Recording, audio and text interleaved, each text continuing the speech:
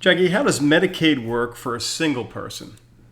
So I certainly can't teach everything there is to know about Medicaid. If you ever had to print out the manual, it's probably about this thick. They don't actually print it any longer. You have to go and dig through it online. But the rough framework of how Medicaid works is to first, there is a medical requirement, and that can be easy to overlook, but you do actually have to be medically needy of nursing home care. And so your doctor or the doctor at the nursing home will do an assessment that they submit on your behalf to Medicaid, indicating what type of care is needed, and that does need to be approved.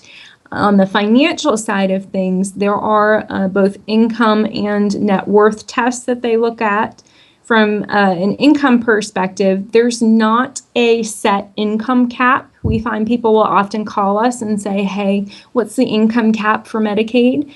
In North Carolina, the way it typically works is so long as your cost of care is higher than your monthly income, you're probably going to meet that income test. Now, the way it works is you're going to pay most of your income to the nursing home towards your cost of care, and Medicaid fills in the gap, whatever that shortfall might be. There are a few small allowances that they'll give you. You are allowed a $30 personal needs allowance, that is per month, so that doesn't go very far. You're also, they want you to keep any private health insurance in place that you might have, such as a Medicare supplemental policy. So they'll allow you to keep whatever you need so you can continue to pay those premiums. But otherwise, by and large, most of your income is going to go towards your cost of care. And then, like I said, Medicaid fills in the gap.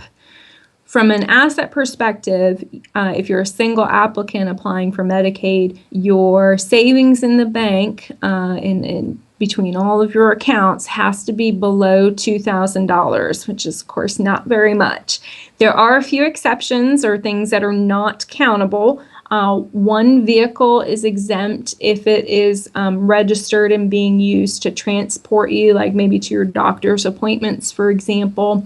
You are entitled to have a small amount of life insurance.